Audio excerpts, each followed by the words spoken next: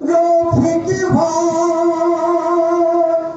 উল্লাহ পাড়ার নেতা রফিক ভাই সালঙ্কার নেতা রফিক ভাই উল্লাহ পাড়ার নেতা রফিক ভাই সালঙ্কার নেতা রফিক ভাই ছাত্র তরুণ সবাই বলে কৃষক মজুর সবাই বলে সবাই বলে হিন্দু মুসলিম তারা বলে মা বোনেরা সবাই বলে তার বিকল্প নাই উল্লাহ পাড়ার নেতা রফিক ভাই সালঙ্কার নেতা রফিক ভাই উল্লাহ পাড়ার নেতা রফিক ভাই সালঙ্কার নেতা রফিক ভাই নেতা কথা বলে কোরআন দিয়া পরে শুধু তার হিয়া নেতার কথা বলে কোরআন দিয়া পরে শুধু তার হিয়া নেতার কথা বলে কোরআন দিয়া পরে শুধু তার হিয়া তার মতো নেতা পেলে সত্যবাদী নেতা পেলে নির্ভীক নেতা পাইলে সাহসী নেতা পাইলে কেন্দ্রীয় নেতা পাইলে আর কিছু না চাই উল্লাহ পাড়ার নেতা রফিক ভাই সালঙ্কার নেতা রফিক ভাই উল্লাহ পাড়ার নেতা রফিক ভাই সালঙ্কার নেতা রফিক ভাই উল্লাহ পাড়ার উন্নয়নে ভাইজান কাজ করবে মনে প্রাণে ঠিক না উল্লাহ পাড়ার উন্নয়নে ভাইজান কাজ করবে মনে প্রাণে টেন্ডারবাজ দুর্নীতিবাজ দখলবাজ চাঁদাবাজ দেনবাজ দখলবাজ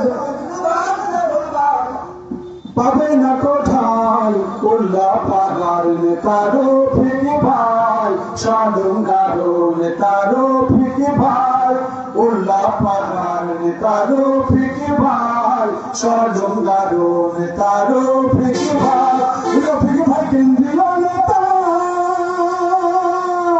এটা কি ভাই সহজ কথা রফিক ভাই কেন্দ্রীয় নেতা এটা কি ভাই সহজ কথা শুধু এমপি হলে হবে না ভাই মুক্তির আশা রেখা যায় উল্লাহ পাড়ার নেতা রফিক ভাই সালঙ্কার নেতা রফিক ভাই উল্লাহ পাড়ার নেতা রফিক ভাই সালঙ্কার নেতা রফিক ভাই নেতা কি আছে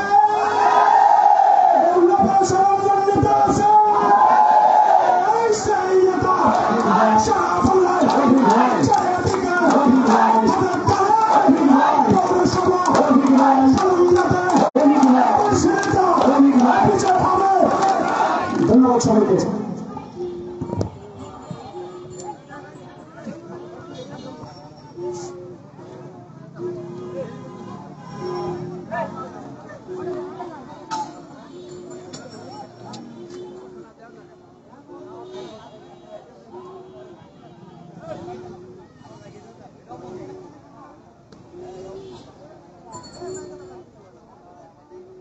হ্যালো হ্যালো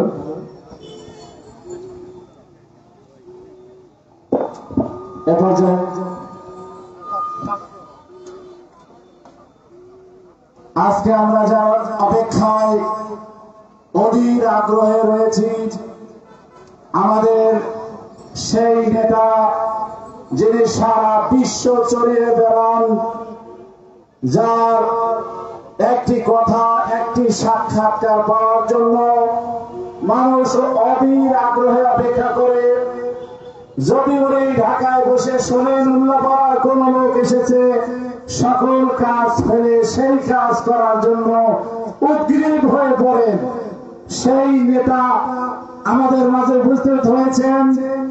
আমি কাওয়াত গ্রামের পক্ষ থেকে ওনাকে সাধুবাদ জানাই। আমার কাওয়াত গ্রামের সকল মুরব্বীরা ওনাকে সাদরে গ্রহণ করে নিয়েছেন। ওনার কাছে আমার কয়েকটি দাবি গ্রামবাসীর পক্ষ থেকে রয়েছে। সেই দাবিগুলো হলো, আল্লাহ যদি আপনাকে এমপি হিসেবে মনোনীত করেন, আমার এই কাওয়াত গ্রামের একটি মেডিকেল হসপিটাল রয়েছে, শুধু নামে মাত্র হসপিটাল, যেখানে প্রাথমিক চিকিৎসা ছাড়া আর কোনো কিছু পাওয়া যায় না। যন্ত্রপাতি তেমন নাই, ভালো ডাক্তার নার্স নাই। এইখানে 30 শয্যা বিশিষ্ট হাসপাতাল আছে। 30 শয্যা থেকে আমাদের দাবি 50 শয্যা হাসপাতাল করে দিবেন ইনশাআল্লাহ।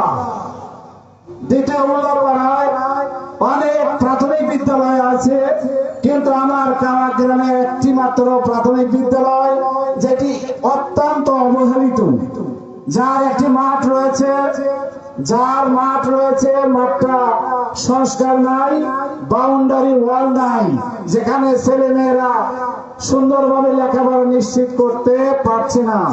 আমি আপনার কাছে কাওয়াত গ্রামের পক্ষ থেকে দাবি জানাই, আমার এই প্রাথমিক বিদ্যালয়টিতে মাঠ সংস্কার করবেন এবং বাউন্ডারি ওয়াল নির্মিত করে দিবেন ইনশাআল্লাহ।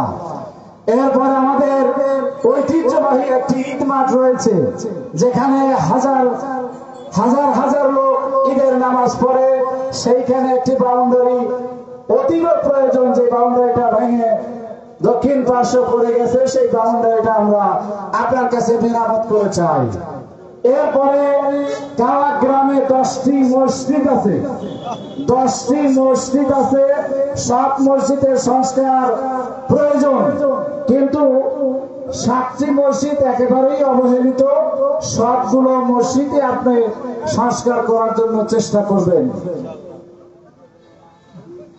এবারে এই দাবিগুলো রেখে আমি আপনার সময়কে ক্ষেপণ করে দিয়েছি। এবারে বক্তব্য রাখবেন আজকের এই প্রোগ্রামের সম্মানিত প্রধান অতিথি, জননেতা, সলঙ্গা ও উল্লাপাড়ার গণমানুষের জননেতা আলহাজ মাওলানা রফিকুল ইসলাম খান। আলহাজ মাওলানা রফিকুল ইসলাম খান।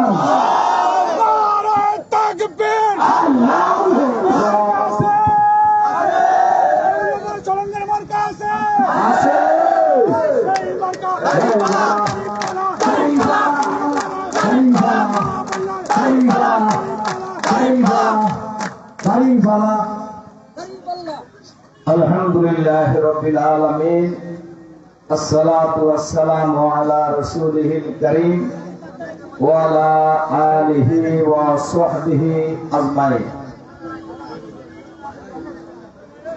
বাংলাদেশ জামাত ইসলামী উল্লাপাড়া পৌরসভার উদ্যোগে পৌরসভার 6 নম্বর ওয়ার্ডের উদ্যোগে আয়োজিত আজকের এই বিশাল সাধারণ সভা। এজন্যই বিশাল বললাম যে সাধারণ সভায় সাধারণত 10-20 জন, 50 জন, 100 জন লোক হয়, কিন্তু এখানে চতুর্দিক দিয়ে অনেক লোক হয়েছে। আজকের এই সাধারণ সভার জনাব সভাপতি, উপস্থিত নেতৃবৃন্দ, ওলামায়ে কেরাম, মুরব্বিয়ানে কেরাম, যুবক ভাই সব,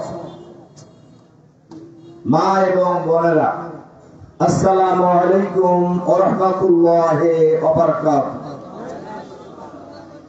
আল্লাহ তাআলার দরবারে শুকরিয়া, যিনি মেহেরবানি করে অনুগ্রহ করে আজকের এই সমাবেশে আমাদের উপস্থিত হওয়ার সুযোগ করে দিয়েছেন। দরুদ ও সালাম আমাদের নবী ও নেতা জনাবে মুহাম্মদুর রাসূলুল্লাহ সাল্লাল্লাহু আলাইহি ওয়াসাল্লামের প্রতি। সম্মানিত সুধী মণ্ডলী, ভাই এবং বোনেরা, আমি খুবই খুশি হয়েছি যে কাওয়াত গ্রামের বলা যায় অধিকাংশ মুরব্বী আজকের এই সাধারণ সভায় উপস্থিত হয়েছেন। আলহামদুলিল্লাহ, বোনেরাও অনেকেই উপস্থিত হয়েছেন। আমি সংক্ষেপে, যেহেতু আমাদের একেবারে কাছাকাছি টাইম হয়ে গেছে, আমি সংক্ষেপে কয়েকটা বিষয় বলবো। আমরা কেন জামাত করি, 2 জামাত কারা করবে, 3 এই বাংলাদেশ এই 54 বছরে কারা শাসন করেছে। বাংলাদেশ জামাত ইসলামী বাংলাদেশে কি করতে চায়। জামাত যদি নির্বাচিত হয়, জামাত যদি রাষ্ট্র পরিচালনার দায়িত্ব পায়, তাহলে জামাত কি করবে এই ব্যাপারে সংক্ষেপে কথা বলতে হবে, লম্বা বলা যাবে না। সম্মানিত ভাই এবং বোনেরা, আল্লাহ তাআলা কোরআন শরীফে পরিষ্কার ভাবে বলেছেন, আন আকিমুদ্দিন ওয়ালা তাতাফাররাকু ফীহি, তোমরা আল্লাহর দ্বীন কায়েম করো, এই ক্ষেত্রে কোনো মত পার্থক্য করো না। তাহলে আল্লাহর আইন চালু করতে হবে, এই কথা, এই নির্দেশ কে দিয়েছেন? খালি কি জামাতের লোকদের জন্য দিয়েছেন না সবার জন্য দিয়েছেন? নামাজ পড়ার নির্দেশ কে দিয়েছে? দ্বীন কায়েম করার নির্দেশ কে দিয়েছে? এ কারণে আমরা জামাত করি। জামাত ইসলামী বাংলাদেশে আল্লাহর আইন এবং সৎ লোকের শাসন কায়েম করতে চায়। এই কাজ যুগে যুগে নবী রাসূলরা করেছেন। তাদেরই ধারাবাহিকতায় জামাতের এই মহান আন্দোলন। আলহামদুলিল্লাহ। কারা করবে জামাতকে, কারা সমর্থন করবে? আল্লাহ তাআলা যাদেরকে এই দ্বীন কায়েমের আন্দোলনে সহযোগিতা করার জন্য কবুল করবেন। কোরআন শরীফে আল্লাহ তাআলা বলছেন তাদের ব্যাপারে, যালিকা ফাদলুল্লাহি ইউতিহি মান ইয়াশা, এটা আল্লাহর বিরাট অনুগ্রহ, আল্লাহ তাআলা যাকে চান তাকে দান করেন। আজকের এই সমাবেশে আমরা যারা আসছি, আমরা সবাই খুশি না? কি বলেন, খুশি কিনা? কারা কারা খুশি হয়েছে আজকের সমাবেশে? আলহামদুলিল্লাহ, আলহামদুলিল্লাহ। সম্মানিত সুধী মণ্ডলী, ভাই এবং বোনেরা, আমাদের প্রিয় জন্মভূমি এই বাংলাদেশ কত বছর হলো স্বাধীন হয়েছে? 54 বছর হলো স্বাধীন হয়েছে। এই দেশ কয়টি দল শাসন করেছে? 3টি দল এই 54 বছর শাসন করেছে। কথাটা একটু মনোযোগ সহকারে শোনার জন্য আমি অনুরোধ করব। 3টা দলের মধ্যে একটা দল যারা ইতিপূর্বে ফ্যাসিবাদী সরকার বলে গোটা বাংলাদেশের মানুষের কাছে পরিচিত ছিল, যারা ভোট ছাড়া জোর করে ক্ষমতায় ছিল এবং তাদের শাসন আমলের কথা বলার আর দরকার আছে? একটু বেশি পুরানো হয় নাই তো, বেশি পুরানো হয় না, এই কয়েকদিন আগের কথা।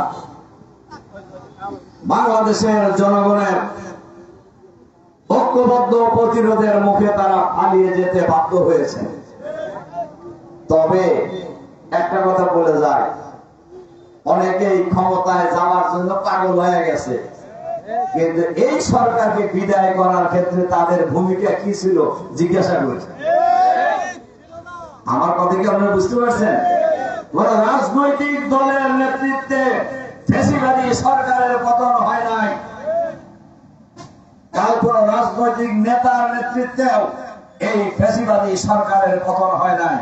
ফ্যাসিবাদী সরকারের পতন হয়েছে, শুরু করেছে ঢাকা বিশ্ববিদ্যালয়ের ছাত্ররা, ছাত্র ছাত্রীরা।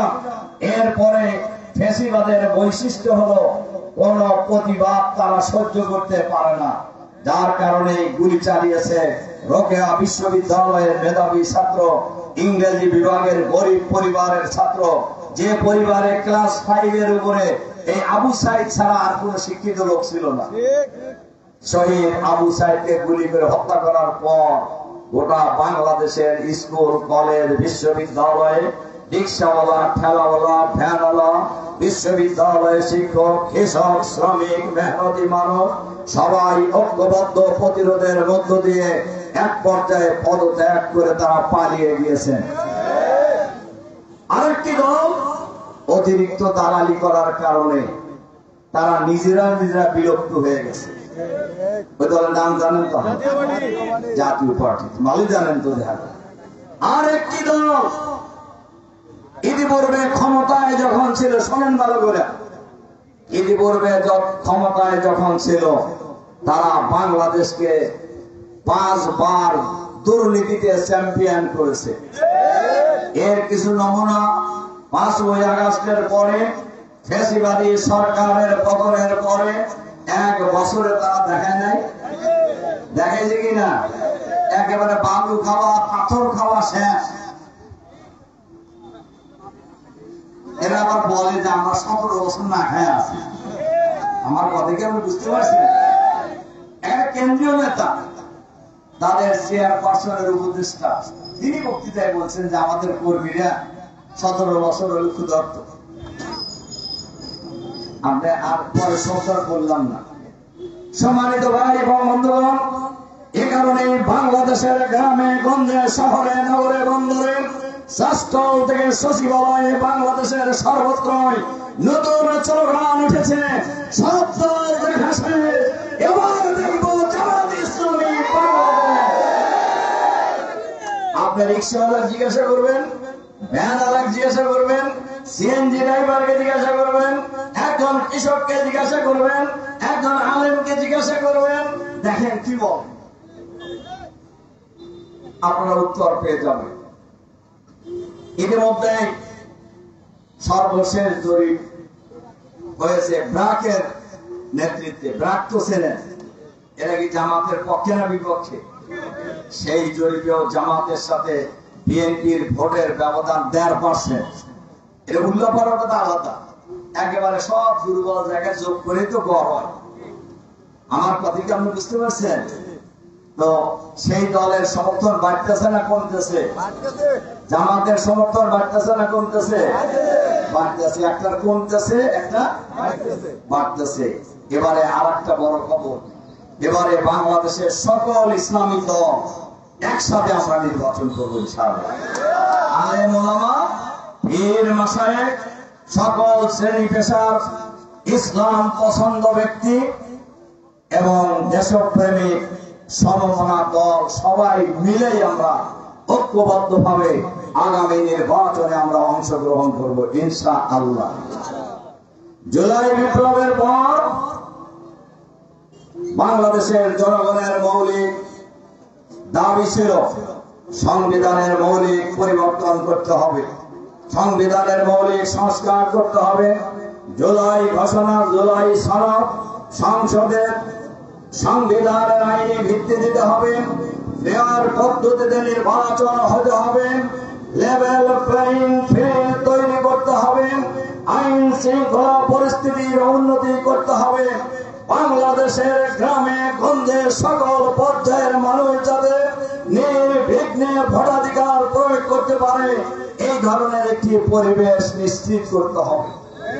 আমরা সরকারের কাছে আহ্বান জানাবো, অবিলম্বে জনগণের এই দাবি, সরকারের এই প্রতিশ্রুতি আপনারা পূর্ণ করবেন ইনশাআল্লাহ। আর জামাত বাংলাদেশে কি করতে চায় সেটা আমি বলছি।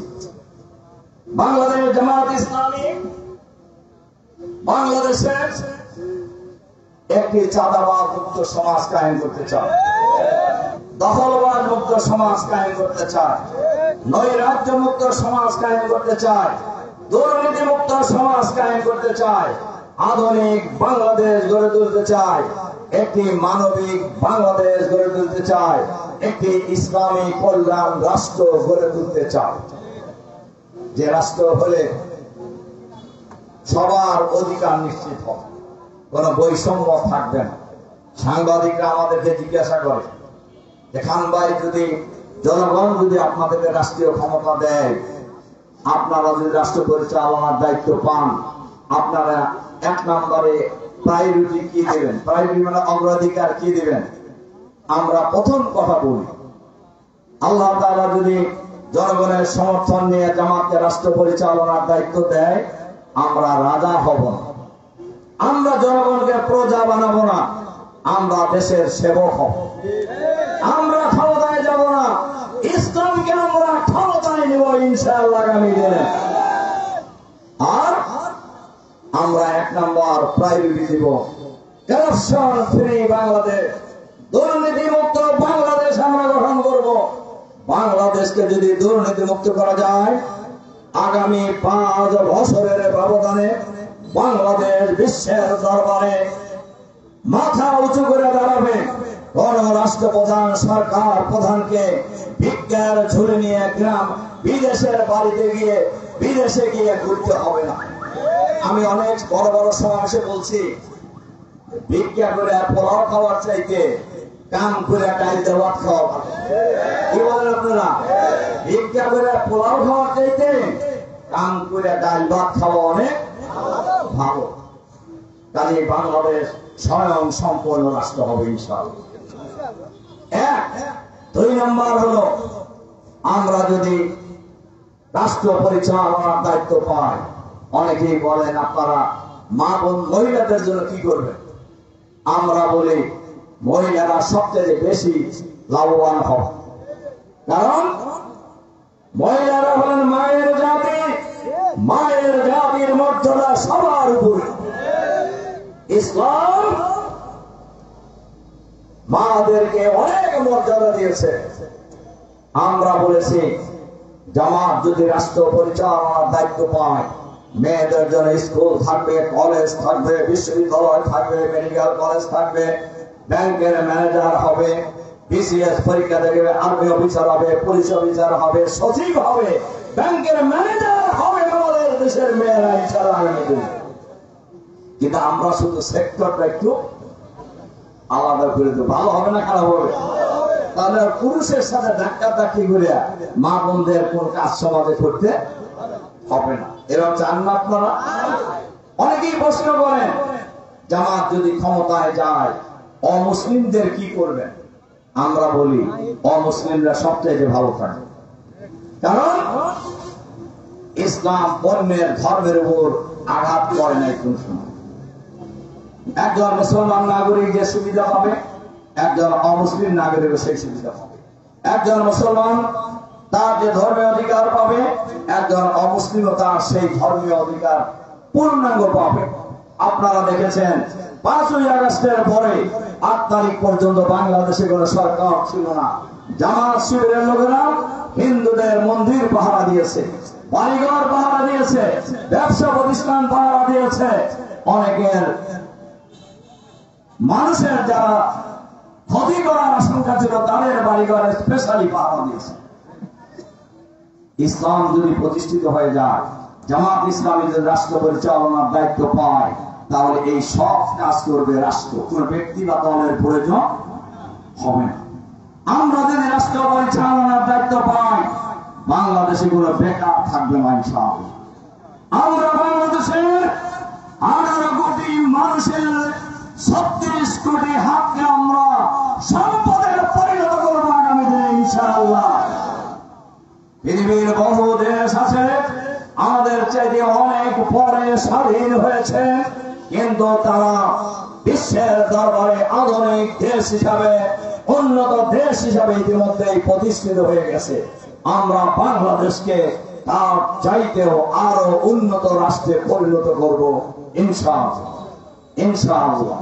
সম্মানিত ভাই এবং বন্ধুগণ, এরকম একটি সমাজ, আমি আরো সময় পেলে বড় মিটিং করলে আপনারা আসবেন। আমি জামাত কি করতে চাই, আমি বিস্তারিত জামাতের কর্মসূচি আপনাদের সামনে পেশ করবো ইনশাআল্লাহ। কাজে আমি যেগুলি বললাম, এরকম একটি রাষ্ট্র হইলে আপনাদের কোনো অসুবিধা আছে? এরকম রাষ্ট্র কারা কারা চান? হাত তোলেন তো দেখি। আলহামদুলিল্লাহ, আমরা এরকম একটা রাষ্ট্র চাই। সম্মানিত ভাই এবং বন্ধুগণ, আচ্ছা সবশেষ কথা, আচ্ছা বলেন তো, চাইলেই কি হবে? কি চাইলেই হবে? চাইলেই হবে না। এই জন্য আমাদেরকে লড়াই করতে হবে, কাজ করতে হবে। শেষে যে কথাটা বলে আমার কথা শেষ করব, উল্লাপাড়াকে আমরা আধুনিক উল্লাপাড়া হিসেবে গড়ে তুলবো ইনশাআল্লাহ। রাস্তাঘাট, ব্রিজ, কালভার্ট, শিক্ষা প্রতিষ্ঠানের উন্নয়ন থেকে শুরু করে সকল উন্নয়নে আমরা সমানভাবে বৈষম্যহীন ভাবে আমরা কাজ করার জন্য চেষ্টা করবো ইনশাআল্লাহ। আমরা এমপি মন্ত্রী না হয়েও 5ই আগস্টের পরে আমি বিভিন্ন মন্ত্রণালয়ের সাথে আলাপ করে যোগাযোগের মাধ্যমে উল্লাপাড়ায় প্রচুর কাজ ইতিমধ্যে আমি এনেছি এবং অনেক কাজ এখন পাইপলাইনে আছে। আশা করি নির্বাচনের আগে এইসব কাজ শুরু হবে ইনশাআল্লাহ। আর সুযোগ যদি পাই আমরা আশা করি এই পৌরসভার জন্য আমি স্পেশালি এলজিআরডি মিনিস্টারের সাথে আলাপ করে 50 কোটি টাকার আলাদা বরাদ্দ এনেছি। আমি এটা পেয়ে যাবে ইনশাআল্লাহ অল্প সময়ের মধ্যে। আমি বলেছি উল্লাপাড়ার পৌরসভা রাস্তাঘাট, ব্রিজ, কালভার্ট, শিক্ষা প্রতিষ্ঠান খুবই অবহেলিত অবস্থায় আছে। সম্মানিত ভাই এবং বন্ধুগণ, আজকের এই এলাকার মুরব্বীদের পক্ষ থেকে বলা হয়েছে এই হাসপাতালকে 50 আসনে উন্নীত করা। এই হাসপাতাল আপনারা কাওয়াকবাসী দাবি না করলেও আমার চিন্তায় আছে। শুধু 50 সিটের হাসপাতাল নয়, উল্লাপাড়ায় এই হাসপাতাল হবে এই অঞ্চলের মধ্যে আধুনিক হাসপাতাল ইনশাআল্লাহ। হাসপাতাল হিসেবে আমরা গড়ে তুলবো ইনশাআল্লাহ। আর শিক্ষা প্রতিষ্ঠান, মসজিদের যে বর্ণনা আমাদের মাস্টার বিএসসি মাহবুব সাহেব বলেছেন, উনি গ্রামের পক্ষ থেকে বলেছেন এই রাস্তাঘাট, শিক্ষা প্রতিষ্ঠান, মসজিদের উন্নয়নের জন্য আমি আপনাদের পাশে থাকবো ইনশাআল্লাহ। ক্ষমতায় না গেলেও পাশে থাকবো, আর ক্ষমতায় যদি যেতে পারি তাহলে তো আরো অনেক কিছুই করার সুযোগ আছে। আমি এই নিশ্চয়তা আপনাদেরকে দিতে পারি, এই উল্লাপাড়ায় যদি 20 টাকার অনুদান আসে 20 টাকারই কাজ হবে ইনশাআল্লাহ। এনে চান্দাবাজি করার কেউ সুযোগ। আপনারা জানেন আমাদের দলে কোনো চান্দাবাজ নাই, আমাদের দলে কোনো দুর্নীতিবাজ নেই, আমাদের দলে কোনো বালু ফেলো নেই, আমাদের দলে কোনো পাথর ফেলো নেই। এই জাতীয় লোকের জায়গা জামাত ইসলামীদের নেই। কোন যদি এই ধরনের লোকের সন্ধান পাওয়া যায় তারা আমাদের দলে থাকিতে পারবেন না। এ ব্যাপারে জামাত খুবই কঠোর, এ ব্যাপারে জামাত অনেক কঠোর। কাজেই উল্লাপাড়া আমাদের সবার, উল্লাপাড়া আমাদের। এজন্য দল, মত, জাতি, বর্ণ, ধর্ম নির্বিশেষে সবার কাছে, মা বোনদের সহ সবার কাছে আমার আহ্বান, আমরা এই ওয়ার্ডে সকল ভাই বোনের কাছে যাব, সবার কাছে আমরা খান সাহেবের সালাম পৌঁছে দেব, দাঁড়িপাল্লার দাওয়াত পৌঁছে দেব, দাঁড়িপাল্লায় ভোট চাইবো ইনশাআল্লাহ। যারা যারা একে পথ কথায় রাজি আছেন সব জায়গায় যাবেন। আপনারা সারাদিন তো দিচ্ছেন তো, আপনারা তো খালি যত লোক হয়েছেন আলহামদুলিল্লাহ, এই সব লোক এক নাম্বার একটা ওয়ার্ডে কয়দিন লাগবে। আমি কাওয়াক গ্রামের মানুষদেরকে বলতে চাই, কাওয়াক গ্রামের মানুষের একটা প্রভাব উল্লাপাড়ার সকল এলাকার মানুষের উপরে আছে। সুতরাং আপনাদেরকে আমি দায়িত্ব দিতে চাই, আপনারা এই এলাকার এক ডিভিশন করবেন, এরপরে বাপ দাদা 14 গোষ্ঠী আত্মীয় স্বজন যা আছে সবার কাছে যাবেন। যেখানেই যাবেন খান সাহেবের সালাম পৌঁছে দেবেন আর দাঁড়িপাল্লায় ভোট চাইবেন ইনশাআল্লাহ। ঠিক আছে? আমি সেই আশাবাদ রাখতে করে আরেকটা কথা বলি, বিজয় এবং সাহায্য কার হাতে? অনেকেই আওয়ামী স্টাইলে নির্বাচন করার ষড়যন্ত্র করছে। বাংলাদেশের মাটিতে আর আওয়ামী স্টাইলের কোন নির্বাচন বাংলাদেশের জনগণ হইতে দেবে না ইনশাআল্লাহ। ইনশাআল্লাহ যে জনগণ রাজনৈতিক দলকে বাদ দিয়ে ঐক্যবদ্ধ প্রতিরোধের মধ্য দিয়ে ফ্যাসিবাদকে বিদায় করেছে, সেই জনগণ এবার ভোট কেন্দ্র পাহারা দেবে ইনশাআল্লাহ। কি বলেন, পাহারা দেবেন না আপনারা? সন্ত্রাসীর সংখ্যা কয়জন, দুর্বৃত্তের সংখ্যা কয়জন, হাতে গোনা কয়েকজন, ঘাড় মটকায় দিবেন। ঠিক আছে? আসুন আমরা সবাই মিলে আমরা আমাদের এই কাওয়াক এলাকা সহ গোটা উল্লাপাড়াকে আমরা আধুনিক উল্লাপাড়া হিসেবে আমরা গড়ে তুলবো ইনশাআল্লাহ। আল্লাহ তাআলা আমাদেরকে সেই তৌফিক দান করুন। এই আশাবাদ ব্যক্ত করে আপনাদের প্রতি আবারও আন্তরিক সালাম এবং মোবারকবাদ জানিয়ে আপনাদের সুস্বাস্থ্য এবং কল্যাণ কামনা করে আমার বক্তব্য এখানে শেষ করছি। আল্লাহ হাফেজ। বাংলাদেশ জিন্দাবাদ। গাওয়াকের 6 নম্বর ওয়ার্ডের সকল শ্রেণী পেশা ভাই এবং বোনেরা জিন্দাবাদ। আসসালামু আলাইকুম রহমতুল্লাহি ওয়া বারাকাতুহু।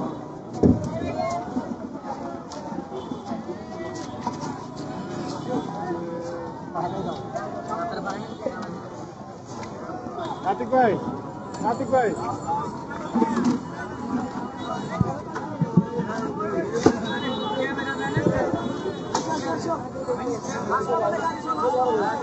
ক্যামেরা